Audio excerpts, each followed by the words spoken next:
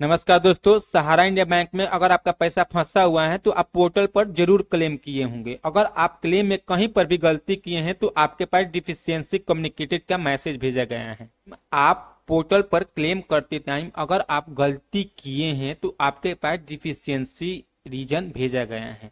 Deficiency का communicated भी आया है। आप पीडीएफ डाउनलोड करके अपना डिफिशियंसी कम्युनिकेटेड देख सकते हैं। साथ ही री अप्लाई का पोर्टल बनाया गया है, लेकिन री अप्लाई करने से पहले आपको डिफिशियंसी कम्युनिकेटेड को जानना पड़ेगा। उसको कैसे सुधार करना है उसके बारे में जानना पड़ेगा। उसके बाद आप लोग री अप्लाई करेंगे। इस री अप्लाई करने के लिए एक पोर्टल आया है जिस पर बताया गया है कि आपको डिफिशियंसी कैसे सुधार करना है। अगर आप उस नोटिफिकेशन को नहीं पढ़े हैं तो आप एक बार जरूर पढ़िएगा। डिफिशियंसी को डिस्क्रिप्शन पर क्लिक कीजिएगा और आपका डिफिशियंसी ओपन हो जाएगा।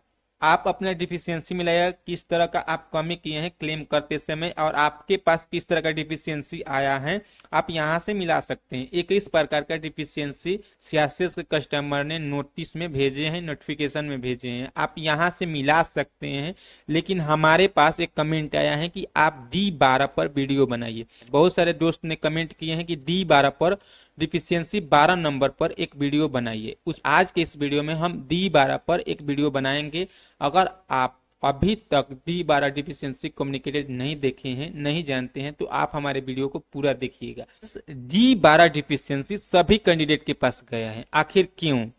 आज के इस वीडियो में हम लोग जानेंगे। सबसे पहले हम D12 डिफिशियंसी को पढ़ते हैं, आप लोग अच्छे से सुन लीजिए। बोला गया है दावेदार जमाकर्ता का विवरण सहारा सोसाइटी डेटाबेस में नहीं है या सदस्य दावेदार सोसाइटी का जमाकर्ता नहीं है। एक बार और हम आपको पढ़ के सुना देते हैं। बोला गया है दावेदार जमाकर्ता का विवरण सहारा सोसाइटी डेटाबेस में नहीं है या सदस्य दावेदार सोसाइटी का जमाकर्ता नहीं है। इसको आप लोग कैसे सुधार करेंगे यहाँ पर बताया गया है। बोला गया है आपके दावे संसाधित नहीं किए जा सकते हैं क्योंकि आपके दावे का विवरण सहारा सोसाइटी डेटाबेस में नहीं है। कृपया अपनी संबंधित सोसाइटी से संपर्क करें या सही विवरण के साथ आवेदन पुनः सबमिट करें। फ्रेंड्स, जिनके पास भी इस तरह का डिफिशियंसी गया है, सबसे पहले हम उनको क्लियर कर देना चाहते हैं कि अगर आपके पास भी डेटाबेस वाला डिफिशियंसी गया है तो सबसे पहले जान लीजिए कि आप सहारा के सदस्य हैं और आपका जो सहारा का पेपर है सही है। यह डिफिशियंसी अनेक रीजन के कारण से गया है। जैसे मान लीजिए आपका नाम मनीष है, आपके आधार कार्ड पर नाम मनीष कुमार है और आपका सहारा पेपर पर मनीष प्रसाद है। इस कारण से भी यह डिफिशियंसी गया है। इस डिफिशियंसी आने का अनेक रीजन है, इसलिए आप लोग मत घबराइए कि आप सहारा सोसाइटी का सदस्य नहीं है। कुछ भी गलती किए हैं क्लेम करते टाइम, उसके कारण से भी यह डिफिशियंसी गया है। जैसे हम आपको बहुत सारे ऐसे डिफिशियंसी कम्युनिकेटेड हैं, पीडीएफ है मेरे पास, जो हम आपको अब दिखा रहे हैं। सबसे यहाँ पर बताए गए हैं जमाकर्ता द्वारा समिति में एक से अधिक सदस्यता लिया गया है, अतः केवल प्रथम सदस्यता से संबंधित दावे संसाधित किए जाएंगे। एक गलती सीआरसीएस को मिला कि एक से अधिक सदस्यता लिया गया है, इसलिए यह डिफिशियंसी भेजा गया है। लेकिन ऊपर में उन्होंने ये भी भेजा है कि दावेदार जमाकर्ता का विवरण सहारा सोसाइटी डेटाबेस में नहीं है या सोसाइटी का सदस्य नहीं है। अब आप इस डिफिशियंसी को देखिए, यहाँ पर भी यही बताया गया है दावेदार जमाकर्ता का विवरण सहारा सोसाइटी डेटाबेस में नहीं है। आप देख सकते हैं यहाँ पर या सदस्य दावेदार सोसाइटी का जमाकर्ता नहीं है। जो डिफिशियंसी यहाँ पर भी है पहले बताया गया है। अब हम आपको एक और डिफिशियंसी दिखा रहे हैं। यहाँ पर देखिए, यहाँ पर आधार कार्ड वाला जो डिफिशियंसी आया है, यहाँ पर देख सकते हैं आप बताए गए हैं आधार का पूरा नाम सोसाइटी द्वारा उपलब्ध कराए गए डेटाबेस रिकॉर्ड से मेल नहीं खा रहा है या दावेदार जमाकर्ता का विवरण सहारा सोसाइटी डेटाबेस में नहीं है। यहाँ पर भी यह डिफिशियंसी है। 12 नंबर डिफिशियंसी आप लोग देखिए। देखिए फ्रेंड्स, यह डिफिशियंसी अनेक रीजन है और हम आपको दिखाते हैं। यहाँ पर भी देखिए आयकर रिटर्न वाला जो डिफिशियंसी आया है, जिसमें बताया गया है कि आप आयकर रिटर्न जमा कीजिए जिस साल आप पैसा निवेश किए थे। अगर 5 लाख से अधिक हैं तो आयकर रिटर्न वाला डिफिशियंसी आया है ना। यहाँ पर भी बताया गया है दावेदार जमाकर्ता का विवरण सोसाइटी डेटाबेस में नहीं है या सोसाइटी का सदस्य नहीं है। और फ्रेंड्स, आपको क्लियर हो गया है कि इस डिफिशियंसी के आने का अनेक रीजन है। मान लीजिए नाम गलत है या आयकर रिटर्न से है या एक से अधिक सदस्यता लिया है, जिसके कारण से वहां पर आपका डिटेल्स मैच नहीं कर रहा है। इसलिए आपको बताया जा रहा है कि आप सोसाइटी डेटाबेस में नहीं है। इसलिए आप निश्चिंत रहे, आप क्या गलती किए हैं उसको ढूंढिए और उसके बाद आप लोग पोर्टल पर रीअप्लाई कीजिए, उसके बाद आपका पेमेंट रिफंड आएगा। अगर आप लोग अपना गलती नहीं सुधारेंगे तो आपका पेमेंट रिफंड नहीं आएगा। आपके पास क्लेम फॉर्म है और सहारा का फॉर्म है, दोनों फॉर्म में से मिलाइए आप गलती कहाँ पर किए हैं, उसके बाद आप रीअप्लाई कीजिएगा, उसके बाद आपका पेमेंट रिफंड आएगा। बहुत सारे ऐसे कैंडिडेट हैं जिनके पास केवल यही डिफिशियंसी गया है। हम बहुत सारे ऐसे डिफिशियंसी कम्युनिकेटेड को देखे हैं जो जिसमें बताया गया है, केवल यही डिफिशियंसी बताया गया है कि दावेदार जमाकर्ता का विवरण सहारा सोसाइटी डेटाबेस में नहीं है या सोसाइटी का सदस्य नहीं है।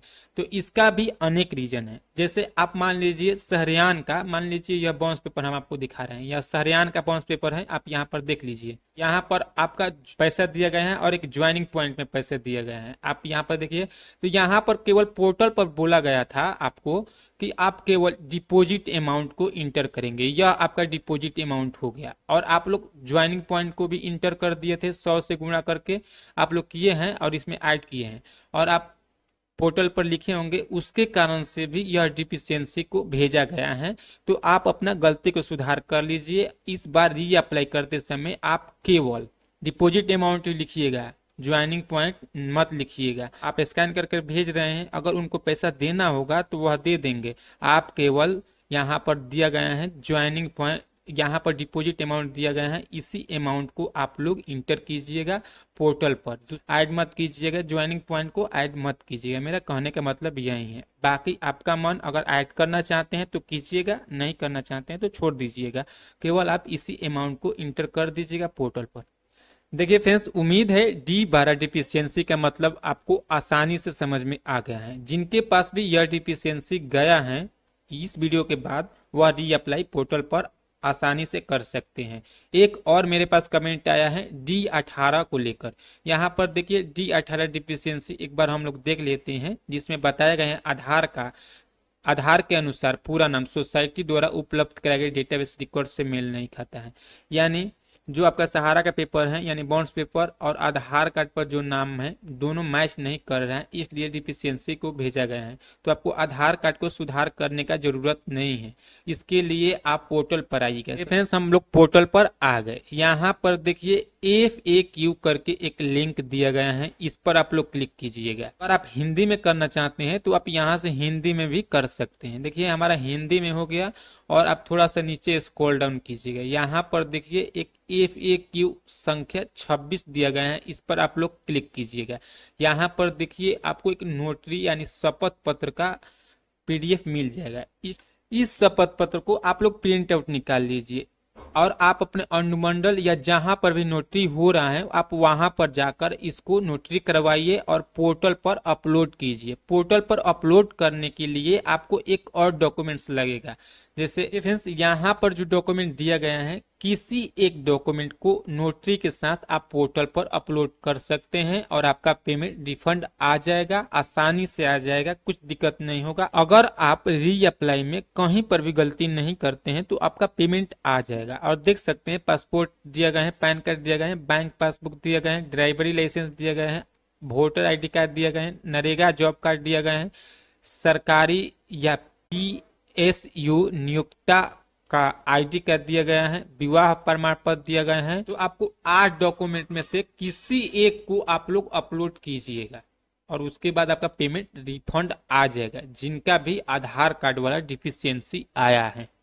और आपके पास किस तरह का डिफिशियंसी आया है आप कमेंट में जरूर बताइएगा। किस डिफिशियंसी पर रीअप्लाई वाला वीडियो देखना चाहते हैं आप कमेंट जरूर कीजिएगा।